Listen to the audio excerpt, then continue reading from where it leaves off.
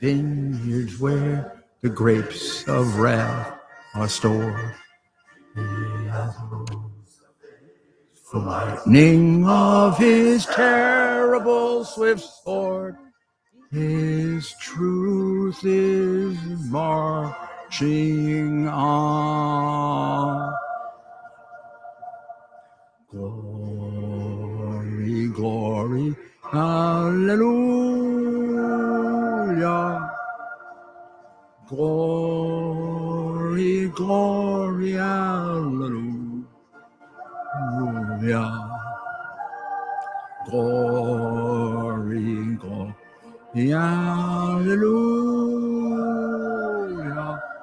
His truth is marching on.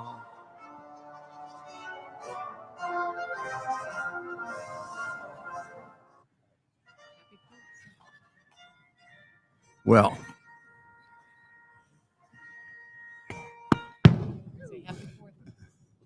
welcome. Happy 4th of July to everyone. This is Rudy Giuliani with America's Mayor Live, and I bet you don't know where I am. Guess. We are tonight in Staten Island, and we are looking out, I think across the other way would be New Jersey. Later on, we may see some fireworks in the background, and we're at the home of a great New Yorker and a great producer, Jules Nasso. A beautiful home right on the water in Staten Island. And shortly, at some point, there'll be some fireworks toward the end of the show, so you'll be able to hear us. Hopefully, we'll create some fireworks during the show as well, because we have things we want to create fireworks over. As you know, we always do, don't we? Let's begin with something about the 4th and about the meaning of it, because there's a lot of, the country is in a great deal of crisis. We know that. The country has been taken over, as far as I can tell, the edge, so that we can no longer really say that we're being governed by the principles of our founding fathers or the principles of our fathers and mothers. We're being governed now by principles that have more to do with Karl Marx than they do George Washington and Thomas Jefferson and Alexander Hamilton and John Adams, or John Marshall, or Abraham Lincoln, or Franklin Roosevelt, or Dwight Eisenhower, or John F. Kennedy, or Ronald Reagan. And we can go on and on. These seem more similar, as I said, to Marx, more similar to the way in which governments exist in countries like Venezuela. Witness the way in which our law enforcement is conducted, in which it's a weaponized political instrument now, having very little to do with justice itself. Criminals set free in significant and large numbers, to the point where we've got blood in the streets of almost every major American city governed by a socialist Democrat. So how do we look upon this July 4th? We look upon this July 4th to go back and remember what the true principles of this government are. And to start with all of it, every single part of it, all of the rights guaranteed in the beautiful Declaration of Independence, Constitution, and Bill of Rights, they really mean nothing if we don't have law. If we don't have law, we have chaos. And if we have chaos, we don't have liberty. I remember when I first became mayor of New York, were governed by the drug addicts and they terrorized the people of the city. Well, might as well have been living in the Soviet Union rather than in America, because they weren't living under the rule of law, where you can count on government to give you at least a reasonable degree of protection. And you can feel that if accusations are made against you, you'll be treated fairly. Well, that's not the case in America now. You're not treated fairly if accusations are made against you. I'm not. Those people who believe the way I do of course, the former president.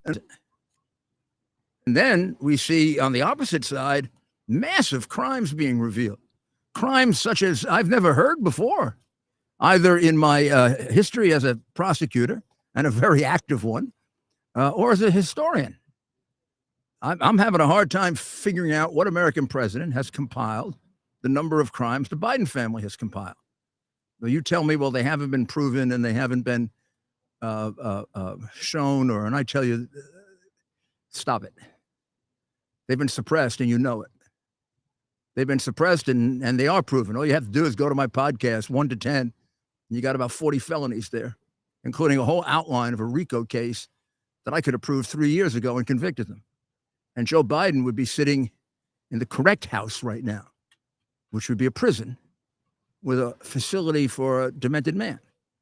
And his son would be exactly where he belongs, in a prison for a long, long time. Instead, they're ruining the country. That's what we have to have as our guiding light. That is the restoration of law in this country. The restoration of a fair, impartial legal system, and the application of the law. So, what kind of 4th of July has it been? It's been an extremely violent 4th of July. Several law enforcement officers in different parts of the country have now announced that July 4th is the most violent day of the year. Now, that's a hell of a thing, isn't it? The great, wonderful birthday of our country has now become the most violent day of the year. And we're letting this happen to us. Remember, you and I are letting this happen. We can stop this. Let me give you just a few of the statistics. They probably have changed a bit because these go back an hour or two, and they're still murdering people as we speak. Philadelphia in one incident had 5 people killed and 2 children shot, one of them less than 2 years old. Just one incident. Person who did it had a bulletproof vest on, an AR-style rifle and a handgun. He is a Black Lives Matter activist, and he's been seen on social media at times dressed up as a woman. The person of interest, if that's what he is, I won't give you his name yet because I'm not sure if they have identified him or it's just been leaked who the person is. But the facts that I'm giving you have been put out. Black Lives Matter activist, history of dressing as a woman. That's in Philadelphia. In Texas, in a place called Como, which is right next to Fort Worth, 11 people shot. 11 shot last night while people were celebrating the 4th of July. Another part of Texas, 3 people dead and 4 wounded. Baltimore, 28 shot, 2 dead. Well, 28 shot plus 2 dead. Las Vegas, a man showed up with a gun, pushed his way in, was about to shoot, and he was shot dead by an armed guard. So much for gun control, huh? What kind of gun protects you? How many people would that guy have killed? Another 8? Another 10? Lucky for the armed guard. And I know, we're going to listen to Demented talk about gun control, right? This is one of the reasons we're in this trouble, because for the last 10 years, all the Democrats say is gun control, gun control, gun control. And then they put every conceivable criminal back out on the street, including early parole and release for cop killers, murderers. The people who trained Black Lives Matter are people who killed New York police officers and were released early by Democrats. There's an alliance between criminals and Democrats. Very close. In my city, they just passed a resolution for the city council giving police officers about 50 new types of paperwork so they have less time to arrest people. We also refused to change our bail laws, which have resulted in massive numbers of crimes. We have a law in which we no longer treat 15, 16, and 17-year-olds who engage in vicious murders as adults. We treat them as juveniles. We keep it confidential, and we let them out of prison sometimes before we even bring them to trial. There are probably 7,000, 8,000 criminals walking the streets of New York that would be in jail if I were the mayor or Mike Bloomberg. They're the ones who are committing these crimes. Chicago, should I mention, it's not finished yet. Chicago had 31 shot and 3 dead so far. Altogether, it adds up to about 219. It looks like about 219 for the country shootings. Don't know how many. 220 wounded, 500 incidents, 220 wounded, and well over 10 killed. I mean, we've got 5 killed in Philadelphia. We've got 3 killed in one part of Texas. We have another part of Texas where 11 are in the hospital. We have 31 shot in Chicago and 3 killed. And there are a lot more in other parts of the country. And this is not the result of anything else other than democratic policies. It's the result of releasing people without bail. It's the result of releasing people on short sentences. And then as soon as they come out, they do what they're trained to do: rob, steal, cheat, rape, murder, in ever-increasing numbers. In my city, the crimes are less than they used to be, because the crimes were horrendous. But there are a lot more than they were just a few years ago. And in other cities, people are setting records for murder. Of course, these are cities that have been graced with Soros prosecutors for some time. Philadelphia, 2 years ago, set a record for homicides. More homicides than ever before in the history of Philadelphia. And of course, this day, we've got, just in one incident, 2 children killed in Philadelphia. Every single one of these increases and these records in murder, which have taken place in St. Louis, in Philadelphia, in Rochester, New York, are all places in which we have a so-called progressive Democratic governor. I do not consider them at all progressive. I consider them regressive. They practice a philosophy called socialism, which is 150 years old, which means regression, going back, and one that has failed every time it's been utilized, and results in massive violence everywhere it's ever been.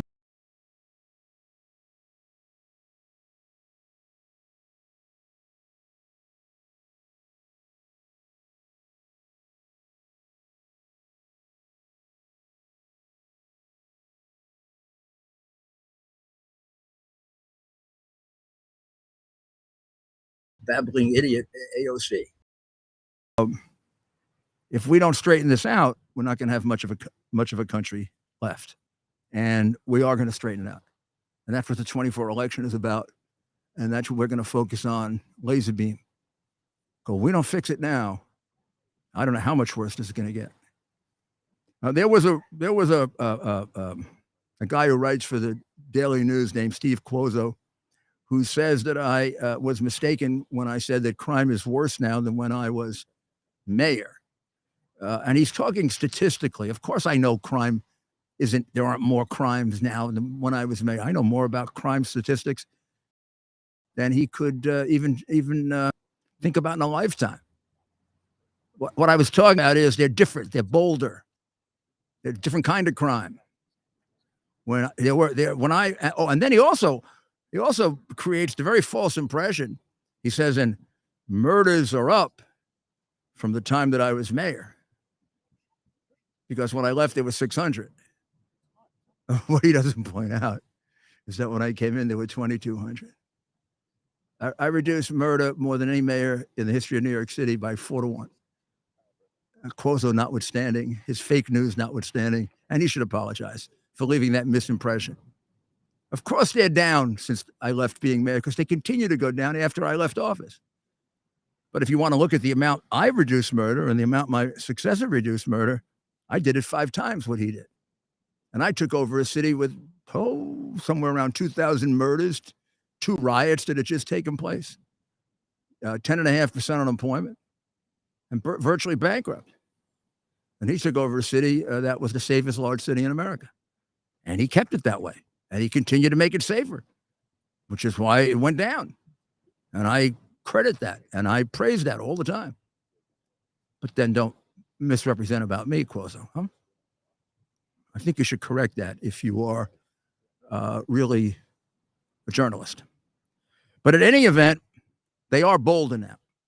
What I mean by that is, and this is anecdotal, it's not statistical. Statistically, murders are way down, as I said. We reached a peak under David Dinkins, who was the mayor with the most murders in history. He had 2 years of over 2,000, 2,200, 2,400. So now we're going to be somewhere in the 600 vicinity. Pretty soon we're going to be at 600 or so. That's way down. Here's the point. The murders are bolder, and the other crimes are much bolder. For example, these retail thefts. When I was the mayor, even when the statistics might have been higher, toothpaste wasn't put behind a cage, was it? Why is that done? Because people walk into a store now and walk out with anything they want, and virtually the security guards applaud them and help them. And by the way, if you turn them in, you get fired. How many? I don't remember, and I lived in the city as long as anyone. I don't remember too many people when I was the mayor being thrown on the subway. I remember people shot. God Almighty, of course I do. I remember a lot of crimes, but I don't remember just some poor old man standing by the subway and somebody just pushes him on the subway, or walks by in the street and punches him in the head and walks past him. No motive. Doesn't take his wallet. Doesn't take his anything. Doesn't do. Just hits him in the head. There's a reason for it, and we won't go into it in detail because we got a lot of other things to cover, and we will at over time. It's called the riots of 2020. It taught the criminal element, which is large, spread wide, concentrated in the Democrat cities where they're coddled and taken care of. It taught them they could do anything they want, and the cops can't do anything. Even back with all those crimes in the mafia, they were afraid of the cops. And every cop will tell you now they're not. That's the difference. That's what I was talking about. And it's a point we better understand, or we're not going to be able to reduce it.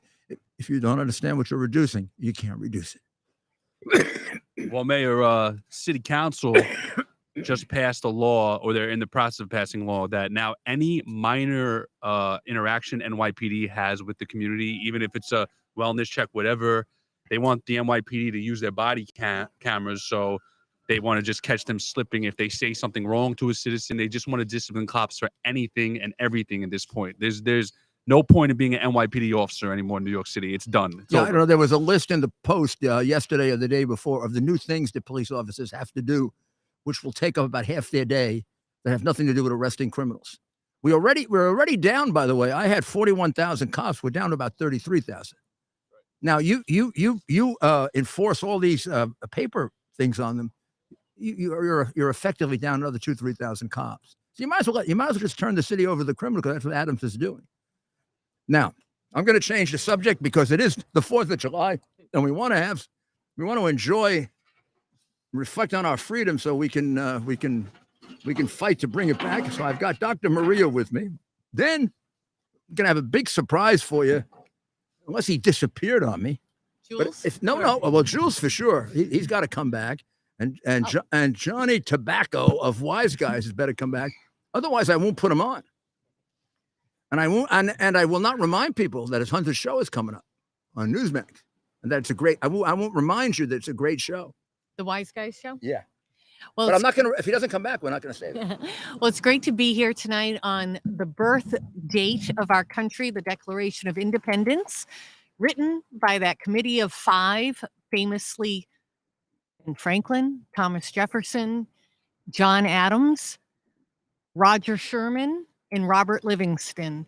And they did a wonderful, wonderful job. And it's such a momentous. There was a little amazement here in the audience, but see, she went to school when they used to teach it. They taught something. None of you young people know this. It's called history. It's called HISTORY. And I had a curious mind, if you too. get a Republican elected in 24, we might start teaching history again. I read a lot as a child. I was fascinated with our founding fathers. You read? Go back and look Were you at taught? our history, and you will be fascinated. And you'll find really unique things. Like, besides the Sons of Liberty, pushing the envelope, wanting this independence, wanting the 13 original colonies to be free, a sovereign nation, that took guts, right? And then to put together a whole new government, it's ingenious the way we did it too, with 3 distinct branches of government. We have supposed to have checks and balances. And it's just such a beautiful thing. And I know the last 2 or 3 years, all of you have been very dissatisfied with our government. We don't trust the Department of Justice. We don't trust President Biden. I wonder why. And I know, because Rudy and I have a radio show together, Uncovering the Truth, and you talk to us all the time about how you feel disgusted and you've lost all faith. I see it changing. I see groups coming together, the Muslims, the Catholics, working together to have election integrity, to have our kids be left alone to be children. In school, they should be learning literature, mathematics, history, science. There should be no grooming of transgender. Doctor, we're going to get thrown off the air if you say stuff like this. Well, we'll be banned. We got to talk about gender dysmorphia, and every child has to be convinced that they don't really know what gender they are. No, we're ruining our society. And if parents don't want to do this, they shouldn't be told anything about their children. I have know many acquaintances, people who came from communist countries like Russia, for instance, and they fled to the United States, that beacon of freedom, and they're saying everything that's been happening lately is signs of communism. Yeah, we had a woman call us up. Yep. There's no more value of the family unit. BLM even stood for that. You don't need a father in the home. Take your kid at 2 years old, put him in a state school, have the state put their values on your child, not your own values. But I'm telling you, I have optimism. I do too. I do. I really see, particularly with the parents fighting back. I see the big mistake that they made going after the children, like that chant the other day. Oh boy. We're coming for your children. Disturbing. Wow. Yeah. Boy, that got parents all upset. What does anybody remember that chant? I'm here, I'm queer, I'm coming for your children. It was at the New York City. Yeah. Don't care if you're here. I don't care if you're queer. You come for my children. Yeah. Forget it. Well, I want to apologize to your audience, Mayor. I did. It's very humid out here on Staten Island, so I jumped in the pool. So I'm sorry about appearing a little, like a normal human being. Wet. Okay. She appears like a normal human being, which is great. So, da-da-da-da! Today, the winner and champion for another year of the hot dog eating contest. Hot dogs. Yes. Which has been going on since 1916 down the road here in Coney Island, down that way, is Joey Chestnut. I love the name. 225 pounds he weighed in at. He's probably about 340 pounds now. He consumed 62 hot dogs in 10 minutes with rolls. I think it's a stage with name. rolls. Really? It was his 16th win. When he started, he was 110 pounds. And his record, however, as you say, 62. Wow. His record was 76 in 2021. In 10 that minutes. was the year his stomach was removed. Hot dogs and he had to have a new one put in. Hot dog and bun. We learned something, right? We had Curtis Sliwa on your radio show today at 3:00 Monday through Friday, WABCradio.com. And Curtis Sliwa was once in the contest, maybe many times. Came in third in 1996. And yeah. He came in third? Yeah. Came in yeah. third in 1996. I don't think he ever mentioned that during his campaign for mayor. That may have gained some votes. That's a non-controversial But what sport, they right, do- Dr. Maria? Yeah, they train their stomachs. No, they might have drink, also thought he's a little crazy. well, the cats. They drink What do lots you of wanna do? milk. Let's Just the hot dogs. Yeah, and they don't chew it. Yeah. But this is how they train. They eat cabbage with lots Please of don't tell water. people how to do this. Well, I guess I'm always wondering how they do these things. This is the doctor. But this guy, Joey Chestnut, right? He's on this circuit. So he's not only a hot dog champ. Can you see him? Can you eating see Joey? champ, yeah. He did oysters, haggis, and there was something else, some other fish. He makes $4 million a year overeating. No, he's made $4 million. Yeah, he's made, Dr. Maria, He's made $4 million. Is Yeah. it worth it though? is Joey Chestnut an athlete, in your opinion? Oh, is this an I athletic would thing? say no.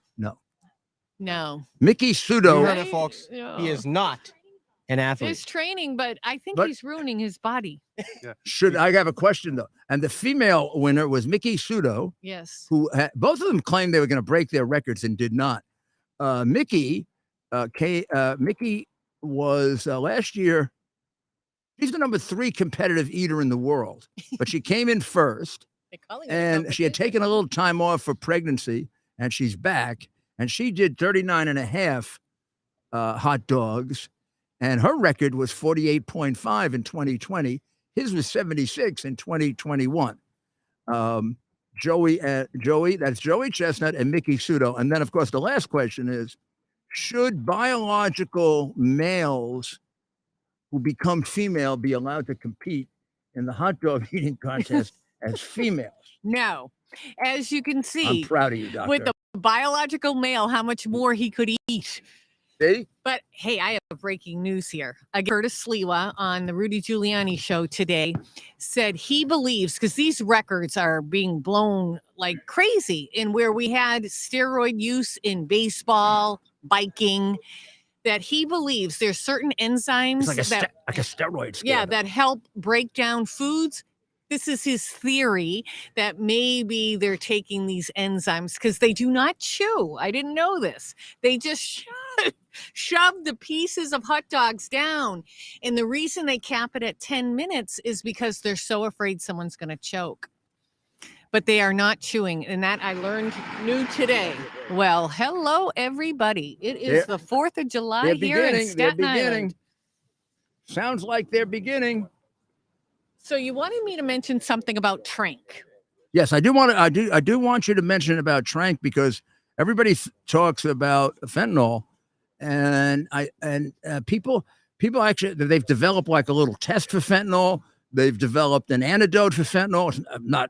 I don't suggest relying on this at all, but at least there's something out there for fentanyl. But this new thing, Trank, nothing to detect it, nothing to neutralize it. Yeah. And it's got its name Trank because it's a tranquilizer. The drug's name is xylazine, and it's an animal tranquilizer. So as you know, the precursors for all these look-alike drugs come from China, work with the cartels, comes through our southern border. So what they would do is they would make a Percocet. So somebody would say, hey, I got these from my grandmother's cabinet. It's a Percocet. It looks like the real thing, but it's not. And instead of having oxycodone in it, it has fentanyl. Now it's about 50-50. 50% fentanyl, because xylazine is actually even cheaper than fentanyl. So they're mixing it in. But that's the problem that Rudy said. At least with fentanyl, they sell strips so you can identify if there's any fentanyl in your drugs. And if you overdosed and someone got to you right away, you could be given Narcan because fentanyl is an opioid. There is nothing for xylazine, which, by the way, is more potent than fentanyl. And the medical examiners are saying they're seeing more and more of these fentanyl murders, poisonings. They're really not fentanyl anymore. It's the xylazine. Okay, so you did it. You did it with all the stupidity about marijuana. You did. We have a lot more people using drugs now. We have a lot more people using marijuana now, for sure, like 2 to 3 to 1. But we have a lot more people using drugs in general because you have no idea how the broken windows theory works, right? And if it starts to get worse at the bottom, it starts to come all the way up and it gets worse all the way through. So what you did with marijuana is you broke down the social and legal prohibition against marijuana. You opened the barn door. As I predicted for years in fighting any kind of legalization of drugs is, people say, well, let's legalize drugs. There'll be less drug users. Those are very stupid people who have absolutely no experience with crime, criminality, or the human personality. You legalize it, it's gonna go up 2 times, 3 times. Places in Colorado now are destroyed by the fact that they did this. We're making these things normal that shouldn't be normal. And marijuana turns out to be a lot more dangerous than people say, including for the brain. How about the and safe? particularly for young people. Yeah. There's a high incidence between that and mental illness. In psychosis, yeah, we have a diagnosis called marijuana-induced psychosis. So and it doesn't have to be a large amount of marijuana. right. You may just react to it in a certain way. Yeah, and it's prolonged use. And we talk about this all the time, defining deviancy down. We're making things little by little, pushing the envelope, making it normal, but we're hurting society. We're hurting mankind. It's okay to say something is wrong, just like it's okay to say we're a sovereign nation and we're not going to have open borders. Same thing with drugs. You know, some of these states, I think New York actually has heroin sites, right? Heroin is illegal, but places like New York offer you a space to do an illegal drug that the addiction rate is so high that you'll do anything to get that drug. Oh, the mayor, you know, Adams. Yeah. You lie, you destroy your family, you destroy yourself, but it's just, I don't know. It's just crazy that so many politicians are really hurting America. You see that? You see the pipe in Hunter Biden's mouth? Yeah, it's a crack Have you pipe. seen the crack pipe in his mouth that he was using when he was driving the automobile? Driving an automobile with a crack pipe in his mouth? Yeah. That was within days or months of when he illegally bought a gun. That was within days or months of when he signed a document saying he was not a drug addict. That was within days or months when he possessed it. And it's a federal felony, 10 years in prison for a drug addict to possess a gun. By the way, the attorney general and the not very special prosecutor decided not to prosecute him for that. Why?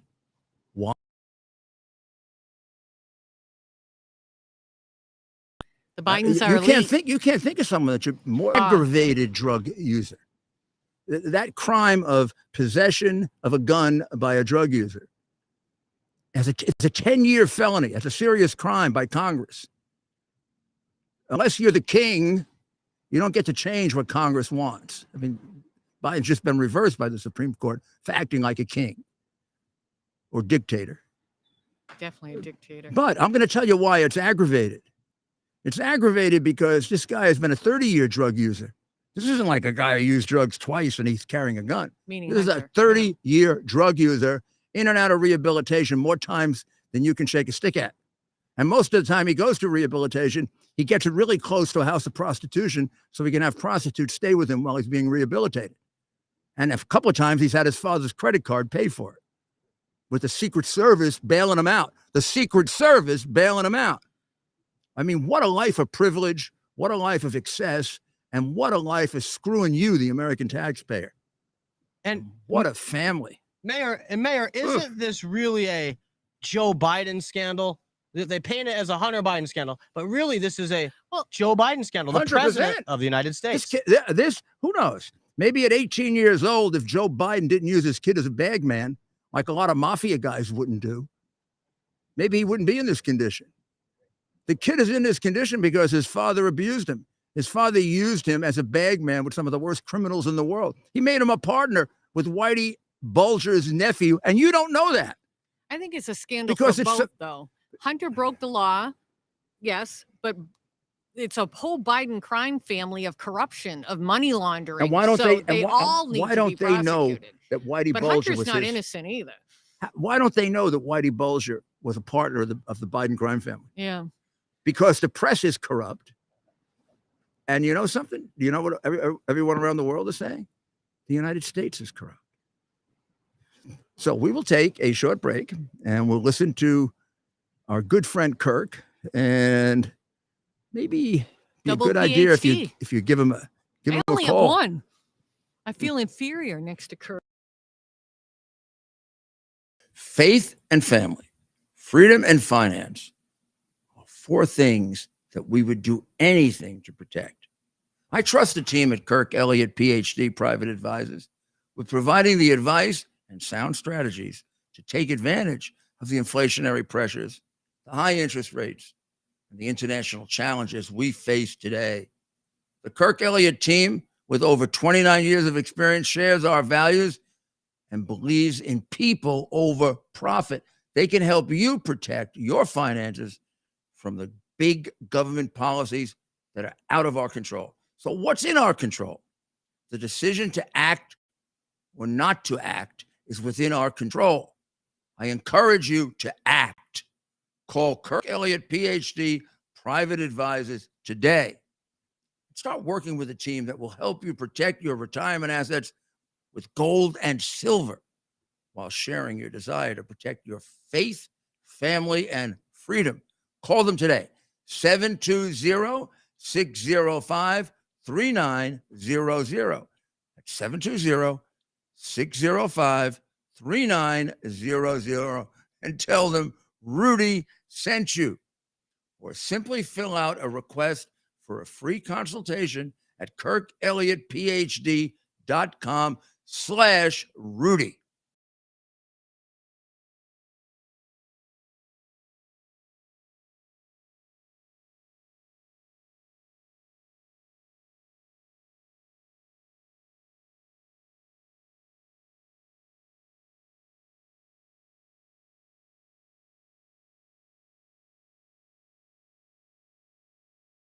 Well, And he's here with his lovely partner, Kara Castronova. Okay, but here's where we are, right here. See, that's what the North Atlantic. Notice the little thing here, North Atlantic Ocean. Isn't that impressive? North Atlantic Ocean. So we're right here. So Manhattan. We're gonna make it smaller so you can see it better. don't make a face. So Manhattan is up here. See, up over here. This over here. This over here is Is it Brooklyn. too little? No, we're gonna zoom in and get it. Here's Okay. Brooklyn here. Right here is Brooklyn. Well, I'm going to move, Mayor, while you're showing that to make room for Mr. Nassau. There's Coney Island right there. Everyone, we just want to say There's Coney Island right 4th there. of July. Just Dr. Maria's heading out, Mayor, so we want to Dr. Maria? send her off. Okay. And we're And gonna you have got Jules. Mr. Nassau coming. Showing us World famous. Have we seen the map? Have we Yeah, I'm showing them, zooming in on it now. zooming in Let 'em know now? where we are, let 'em know where Okay, we are. the little blue dot here is where we are, right there. Okay. Now, just to orient yourself, up to the north here, see Penn Station? That's the middle of Manhattan, right there. There's LaGuardia Airport that many of you will know in Queens. Right over here is Coney Island, right here, the famous Coney Island, where all those hot dogs were consumed. And here is Jules Nassau, a producer, director, writer. Director, producer, regular guy from the Tell us- neighborhood. Tell us, okay, well, regular guy from there we'll talk about in a minute. Tell us a few of the ones you're most proud of. Well, I'm very The proud. Belafonte documentary.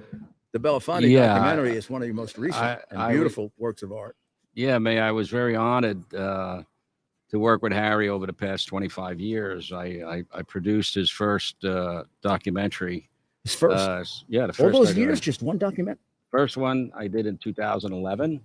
Oh, I see. Okay. Sing Your Song. We got shortlisted, Right. went all the way up to the Academy. And over the past 12 years, we been following Harry. He requested that we do a second one on his life all the way till the day that he passes. Passed away. Yeah. Yeah. So for the past 12 years, we were following him and videoing him. Got to be wherever. fascinating because because that is quite a bit different than what you've done a lot of different things. Let's put it that way. You're not I wouldn't say you're typecast, Jules. Right? Well, I'm best known as an action film producer. Yeah, it was a while ago. That was a while ago. But now but documentaries.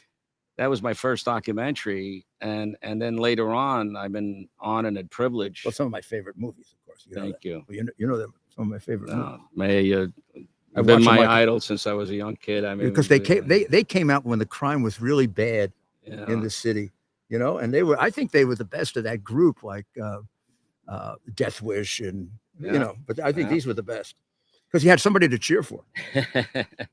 But then I was blessed. I mean, you know, I had the opportunity of producing and co-directing one of the largest concerts for Andrea Bocelli. Oh, he's quite a man, isn't he?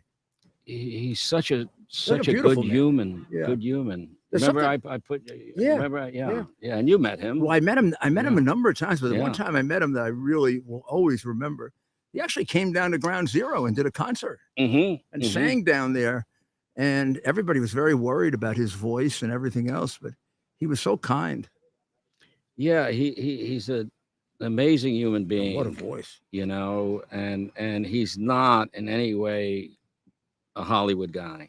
Mhm. I mean, he's a family man, you know, good principles. He just did a wonderful documentary that I couldn't do because I was busy on the Belafonte one called The Journey. Oh yeah, sure, yeah, Yeah, which was very nice. Yeah, done Christian. It was really a good positive piece, especially for. Want to tell us what's coming up? Well, I'm in a process of finalizing a couple of films. I just did Harry Belafonte's Following Harry, which we're opening up in Sundance in January. Uh-huh. Robbie Okay, that's Redford. coming up very soon. And my political views are open. I mean, you know, I can't, you know, being a producer, you have to be able to put politics aside. Sure. You know, and when you're asked by a legend to produce his life, you know, it's an honor. Mhm. You know, and can we mention what I'm going to be doing with my next documentary? Well, maybe? well, we can mention. Somebody we know, somebody we know well. I've been Somebody we know. He's a mutual friend of Jules and I. I've been following Mayor Giuliani since I was a young boy, coming up the way he did in a regular neighborhood, with our values from the schools we went to, and he was always an idol. And you know, being an immigrant coming here when I was 2 years old, you know, we had nothing. Dad never spoke a word of English, and our idols were people that came out of the neighborhood, like Mario Cuomo, and yourself. Well, thank you. And that gave us the incentive to know that it's possible to get into another level in the world. Well, thank you. And you've been my idol since But you see, since now we're you kids. save all that for the documentary. Okay, now I want all that my in the next documentary, It's gonna be really hard to make me look good. which This is is gonna be like a work. more than an honor and a It's gonna be a privilege. Really, I mean, Belafonte. That's not so hard. Try to make me look good. Wow. Well, Mayor, you know, you've done so much for the city. You've done so much for the American people. Tell them who trained you. My first film, I worked with Sergio Leone. There you go. No wonder you're so good. He was my master. Gave me the opportunity. I was his technical advisor, technical assistant on a film called Once Upon a Time in America. What a film. One of the great American films. Thank you. And that's where I learned everything about filmmaking. And he was very instrumental in me getting an overall deal at Warner Brothers, where I Yeah. was there for 15 years. And he was a maestro, you know. And did you follow, would you say you followed a lot of what he taught you? Actually, Well, you because know, it's like you an blended it to apprenticeship, yourself. You know, I tell 'Cause students. You made a different kind of movie, a different genre of a movie, but it I had some of the tried, same- yeah, after I came out of Warner's, I tried a lot of different genres, family, drama, concerts. I didn't want to go down in history as being just an action producer. But you were so good at it. Well, I mean, they're classics. Again, that all comes from. I'd watch them all right now. From Leone. Yeah. If you look at the texture him too, right? Of the negative, I mean, he was my professor. He was my master. I mean, I tell the students when I do guest lectures in film schools around the world that if you take a carpenter and you're an apprentice learning how to be a carpenter, your style is going to be the carpenter that taught you. You see? Yeah. So that's something that I'm looking forward. We're going to have Jules on a lot. We're going to work together very closely. We never told them about the documentary. Well, we're teasing them. Okay. But while we're doing it, we'll have him on quite a bit. And there's a guy I see walking around with an American flag. He's wearing an American flag. Where did he go? I said if he doesn't come on, I'm not gonna point out that his 100th show. Well, we want to thank. We want to coming thank up Jules. in 2 weeks. We want to thank Jules. Thank you for hosting us. Thank you for hosting and us. for being Pleasure. so kind And to the we've mayor. done- I've seen it up close. And for all the great work you've done in the arts. You are a treasure to this country, Thank sir. you. You are an American treasure. Thank you. Okay, you can feed him now. And up next, I don't think this guy needs an introduction. Well, Mike, why don't you give this guy an We have introduction? any music? You yeah. do the introduction. The voice of Up next, God. we got a friend of mine, Johnny Tobacco from Wise Guys and Staten Island Sun. There he is. All There right. he is. When it's off camera, they call the introduction the voice of God. And now, John Tobacco of Wise Guys. Yeah, I like that. Years ago, I was good friends with former Governor David Patterson, and I used to spend a lot of time. ABC all the time. Right after me. I love Governor Patterson, but I used to spend a lot of time with him. When he had like big fundraising events, he would say, "JT, could you announce me?" And then, I would be in the back there in the DJ's booth and say, "No, the governor of the great state of New York, David Patterson." And he always used to get up there and say, "Nah, that's not the voice of God. That's my friend Johnny Tobacco." Tell us about your hat. Tell us about your hat. When I got the call, I heard you guys were light on major leaguers today, so you went down to the minors, made a call to a local cat like me. No way. And being Jules is a legend in Staten Island, I live just down the block in a little caddy shack compared to this amazing place. But I said, okay, I'm getting a call to be on Rudy's show. I gotta kiss his ass a little bit, so I'll wear the Giuliani hat. And this is a piece of memorabilia which I will cherish because it's from the great and valiant run of Andrew Giuliani in the gubernatorial primary when the establishment hacks turned their backs on him, and he still fought like hell, and to me had one of the greatest turnouts and results for someone who was not the establishment. And I cherish those days. Well, and thank I you. love Thank your son and you guys, and I wore the hat in honor of you today. So the 100th episode of Wise Guys comes up in two weeks, John? Yep, that's right. So for those of you who have seen Wise Guys, I don't have to tell you how good it is or how much fun it is. And once you see it, you keep watching it. But you have to see it. And tell us about it. I was a little torn on it. Yeah, for those of you out there in Rudy land who don't know, smarten up, first of all, because you got to tune into Wise Guys. And by the way, every time Rudy's on, those are our highest rated episodes. So we got to get you on for the 100th episode. But I was kind of torn when they said Wise Guys the other day on the street. Yeah. Oh, that was amazing. That was a great episode. That was a fun one. Yeah. Ted was like, I don't want to be in the episode. I said in the edit, I said, Ted looks too good. He said, take a hike. Whoa. I do not sound like that. Yes, take a hike. Whoa. Mayor, that's a flag. That's a flag. It's a flag on the play right there. So as you know, on Wise Guys, lucky for me, Newsmax created this little nook where an Italian guy who understands the streets pretty good from New York can get on national television and talk to people. Lucky enough for me, they paired me up with Cara Castronova, you know, 2-time Golden Gloves champion, beauty queen, brain surgeon, rocket scientist, everything you'd ever want in a co-host and more. 100%. And you know, thankfully, you know, Mayor, we go out, we talk to the people. I always say, tell them what you did this week. I watched the show on Sunday. It's on Saturday and Sunday. That's right. So The you can reruns catch on it either Sunday. way. And That's I caught right. it late on Sunday. Yeah. And you had on a homophobe and a Homosexual.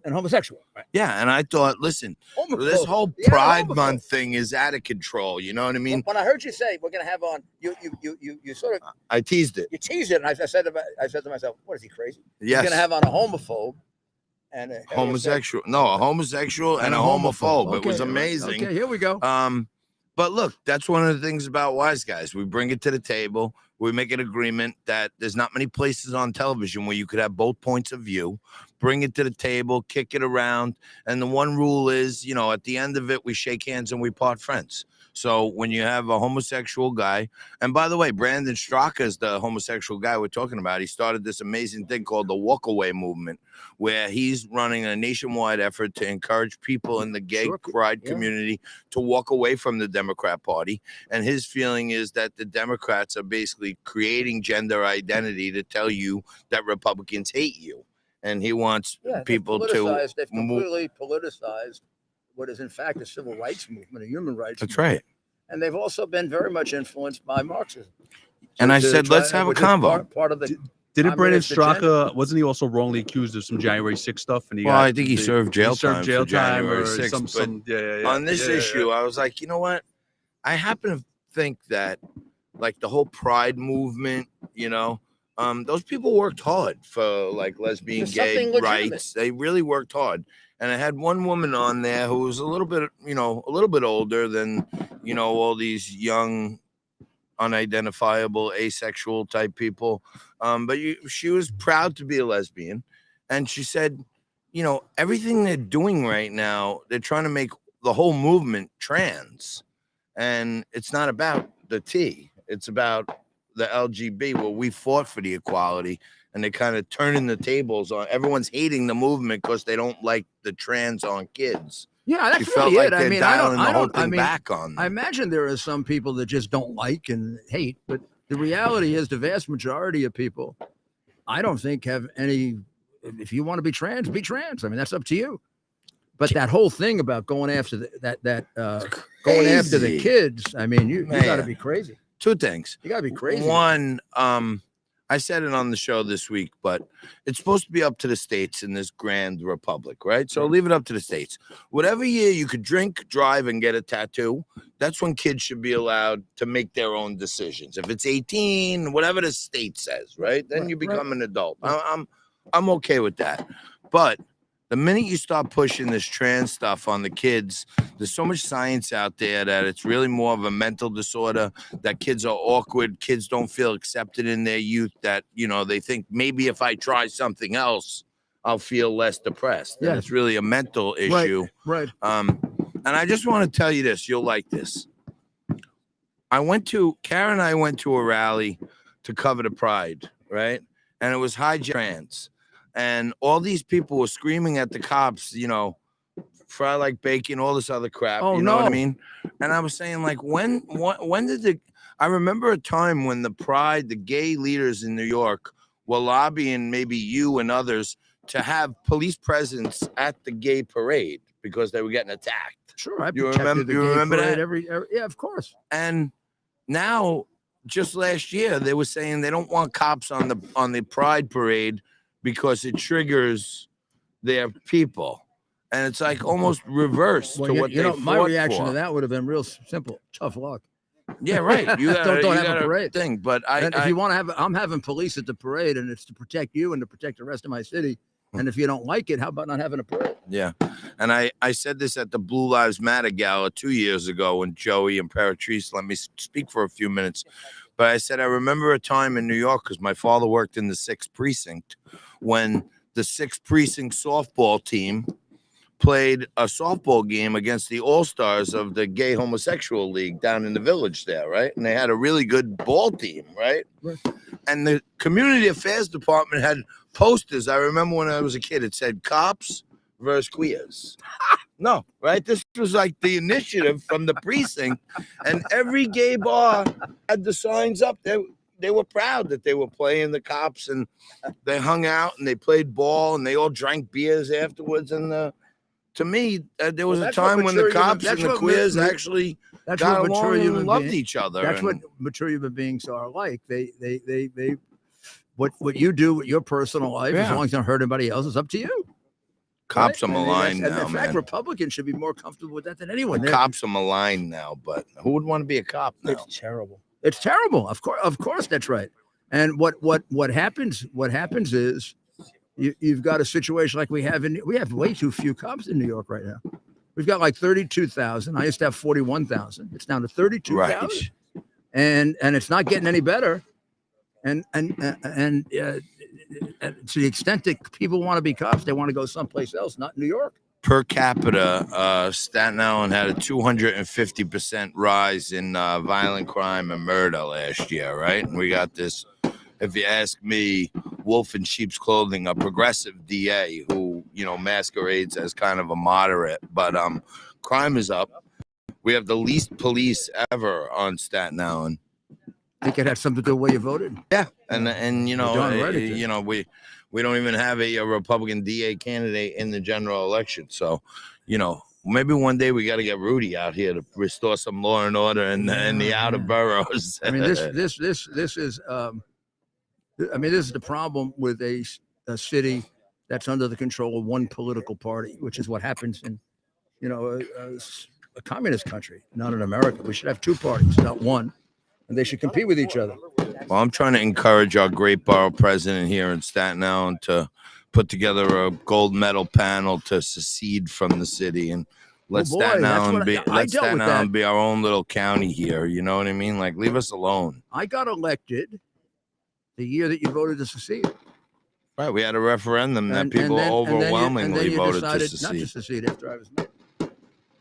Well, I think the governor didn't want to let us secede at that point, wasn't it? We needed but 2/3 votes of the legislatures or something. And you also had to do it. You also had to do the referendum a second time. That's right. And Ron Lauder got involved. Was that Ron Lauder's referendum?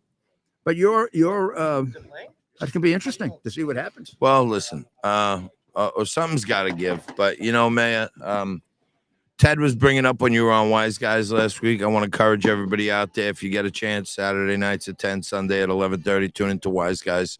I think it's one of the more entertaining and intelligent shows out there. Isn't Newsmax the fastest growing cable station? We're the fastest growing cable station. Last month, I believe Nielsen said Newsmax was #1 in viewer acquisition and growth. So we're growing the fastest. And, Fox exposed themselves. They're going left. Fox. Yeah. And interesting. It's keeping up, isn't it? The Fox erosion. Some people thought it would only last a week or two, John. It's going on now. It's going on still. I mean, look, their numbers like Budweiser. Their numbers are still monolithic in the lead, but there is definitely, like you said, deterioration. And I know me for one, I've been at Newsmax 7 years after leaving Fox, and right now there's no place I'd rather be. You know what I mean? Great. You look at a sports team, you want great management. You got great management, and you got a lot of prospects, if you ask me. And you can cover what you want to cover. Good. Yeah, exactly. That's another thing. I got fired from CNBC for saying one bad thing about Obama. Only one? Well, I'm saying I only got in one bad line on Obama, and I got canned in 2 seconds. So I gotta see that. Well, we always love having the great Johnny Tobacco with us. He's been on our show a number of times now, Mayor. And of course, we love being a part of Wise Guys. I'll tell you what, 100 shows coming up in 2 weeks. What a wealth of knowledge. Pretty good show when Saturday night at 10 p.m. and Sunday night replays Sunday night at 11:30 p.m. But I do want my last word. I know you were under the weather the other day, and you had tag team here Yeah, of Ted and Ragu. Right. You got a pretty serious farm team here. Good. You know, That's the way good. I'm Thank saying you. it. Check You know clear. what I mean? All right. Okay. Thank you, good. Johnny. Now, Thank you, Johnny. next time, Ted will give me a decent intro. You know what I mean? Taking that to the bank. Thank you, man. Well, Mayor. Well, You didn't Mayor, you didn't see the note pass before that happened. That was off camera. The note passed off camera. I gave him a $20 bill under the table. So what do we have any calls here or No, any, man, we're actually going to the soccer time, Mayor. Well, All we're right. gonna keep it. We're gonna stay on a little bit longer tonight. Okay. We have fireworks. We're gonna play some music, Mayor. All right. What do you think of the 4th of July, and how does it make you feel? Give us your thoughts on this celebration. Want to know if I have a tingle up my leg? Yeah, I'm Chris Matthews. Yeah, like Nicole Wallace the other day. We played that last night. Nicole Wallace brings on our friend Obama and said, "I'm so excited to have you here. I'm so excited to have you here. I'm so excited to have you here." Like a 5-year-old. And Obama said, "I'm excited to be here." He didn't even know where he was. I mean, it really is getting rather pathetic, the condition that he's in now. The 4th of July is, I mean, it's a time to just reflect maturely on the fact that we're extraordinarily fortunate to be here. And if you need any external proof of just how great this country is, particularly under the barrage of criticism that comes from the left, and including our president, who's not reluctant to tell us that we're systemically racist, which means we're evil, right? Then if we're all this bad, why are all these people coming here? I mean, why is it impossible for us to maintain a border?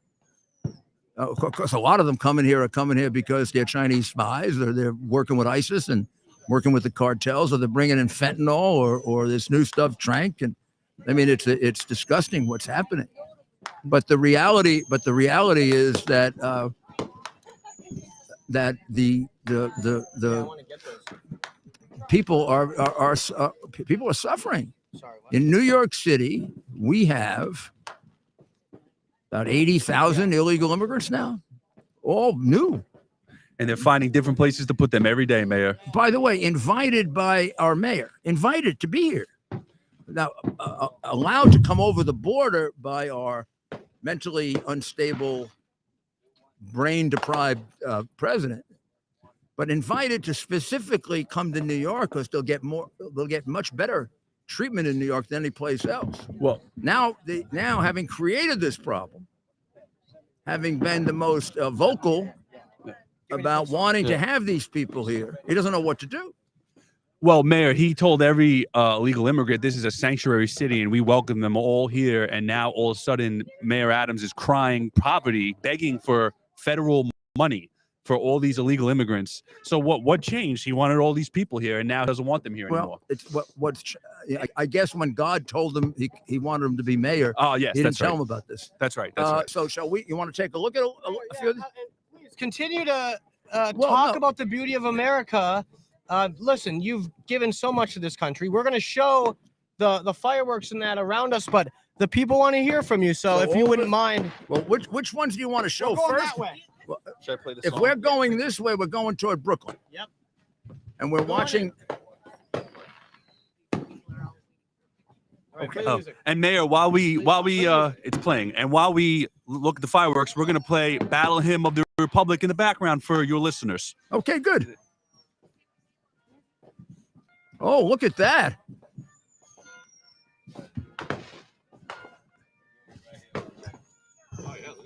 So we're looking at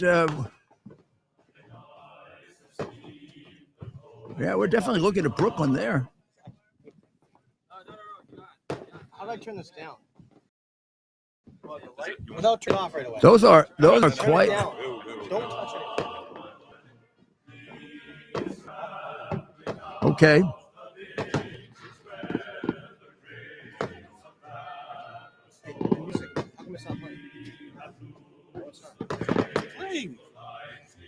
You're just very behind. It's playing. It's playing. Yeah, it's playing. We don't hear it. No, it's playing. Okay. Your listeners can hear. They can hear. Okay. So, am I finished? No, you can still talk, unless you don't want to. You're off.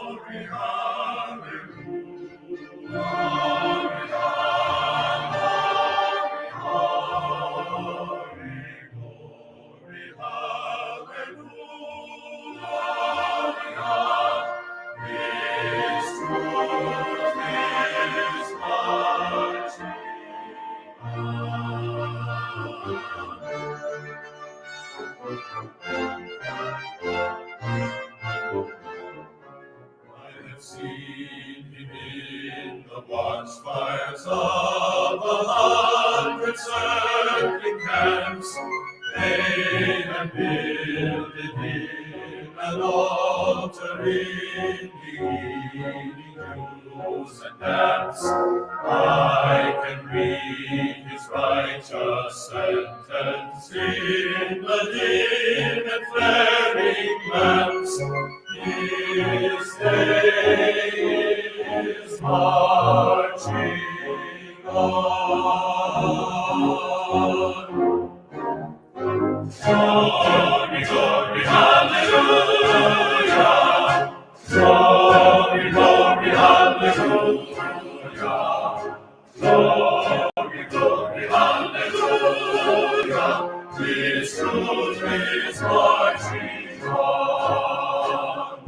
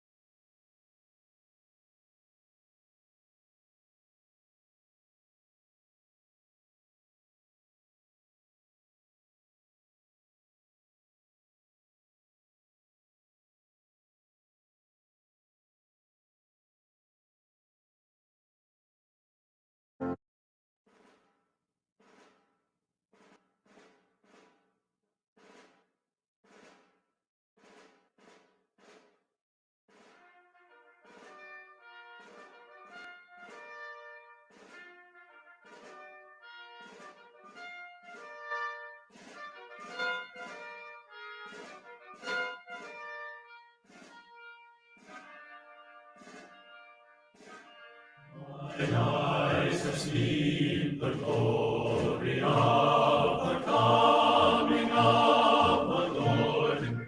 He is trampling out the vintage where the grapes of wrath are stored. He hath loosed the faithful lightning of his terrible swift sword. His truth is marching on. Glory, glory, hallelujah.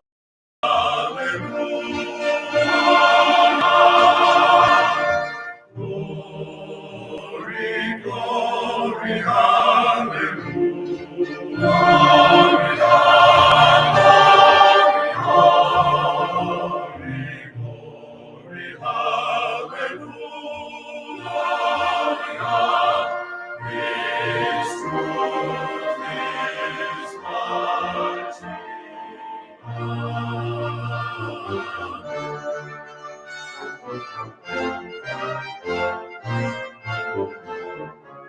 I have seen him in the watchfires of 100 circling camps. made and builded him an altar in the evening dews and damps. I can read his righteous sentence in the dim and flaring lamps. His day is marching on. Glory, glory, hallelujah. Glory, glory, hallelujah. Glory, glory, hallelujah. His truth is marching on.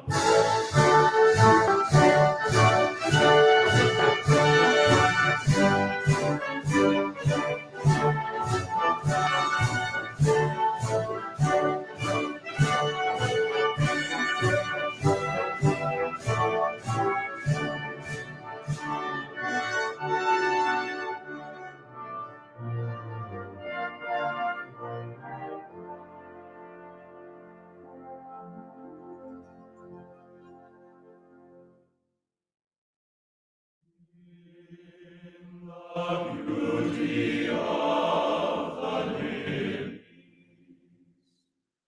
Christ was born across the sea, with our glory in his bosom that transfigures you and me.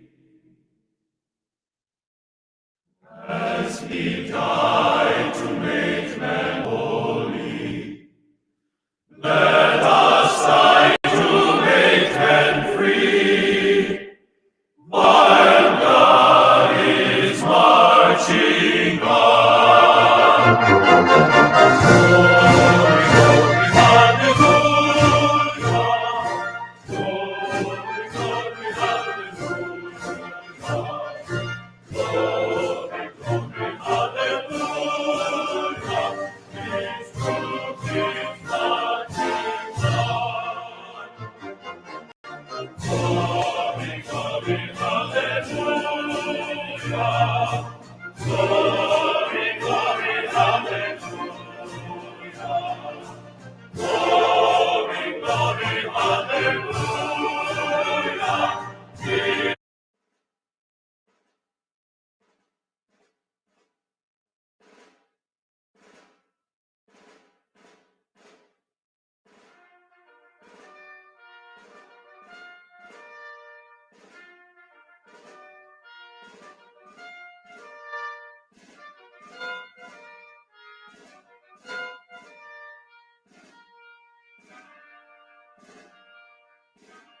Mine eyes have seen the glory of the coming of the Lord.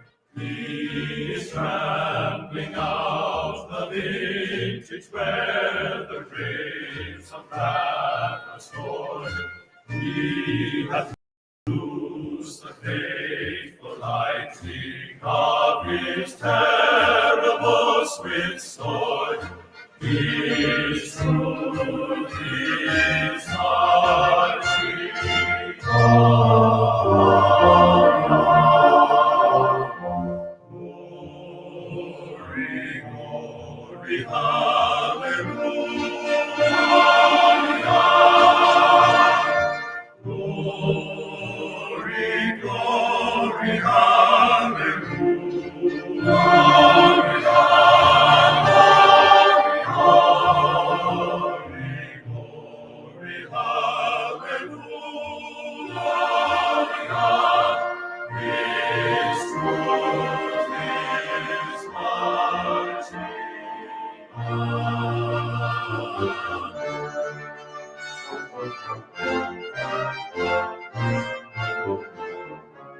I have seen him in the watchfires of 100 circling camps, made and builded him and altering the evening dews and damps.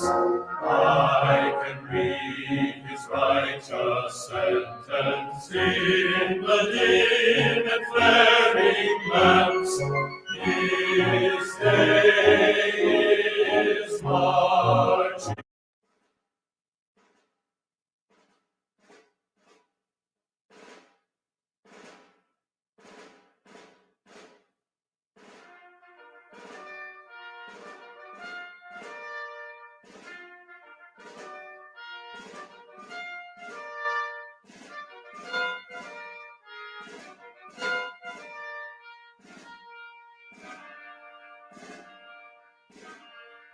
Mine eyes have seen the glory of the coming of the Lord.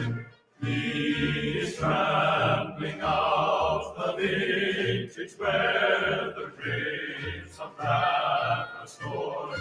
He hath loosed the faithful lightning of his terrible swift sword. His truth is marching on.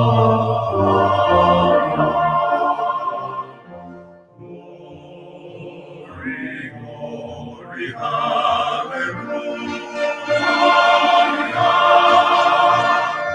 Glory, glory, hallelujah.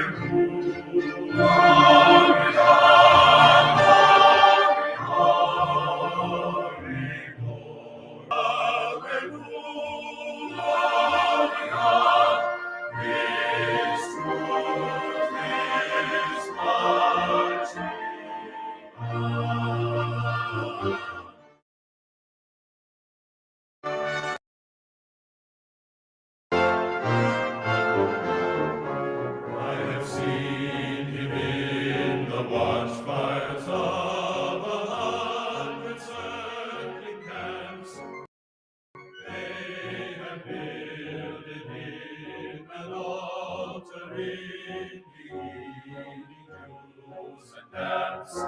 I can read his righteous sentence in the dim and flaring lamps. His day is marching on. Glory, glory, hallelujah. Glory, glory, hallelujah. Glory, glory, hallelujah.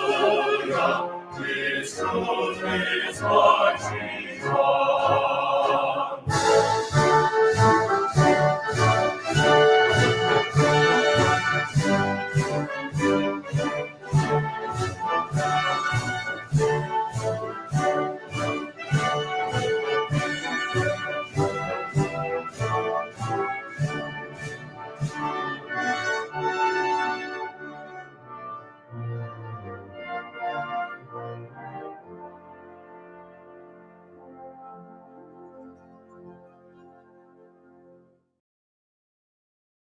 Our purpose to bring to bear the principle of common sense and rational discussion to the issues of our day.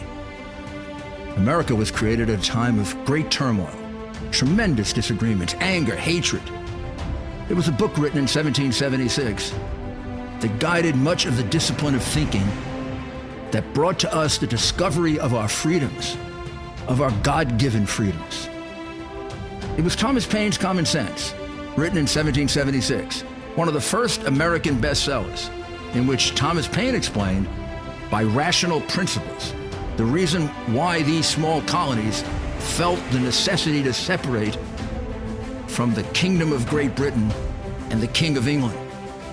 He explained their inherent desire for liberty, for freedom, freedom of religion, freedom of speech, the ability to select the people who govern them. And he explained it in ways that were understandable to all the people, not just the elite. Because the desire for freedom is universal. The desire for freedom adheres in the human mind and it is part of the human soul. This is exactly the time we should consult our history. Look at what we've done in the past and see if we can't use it to help us now. We understand that our founders created the greatest country in the history of the world, the greatest democracy, the freest country, a country that has taken more people out of poverty than any country ever. All of us are so fortunate to be Americans. But a great deal of the reason for America's constant ability to self-improve is because we're able to reason, we're able to talk, we're able to analyze. We are able to apply our God-given common sense.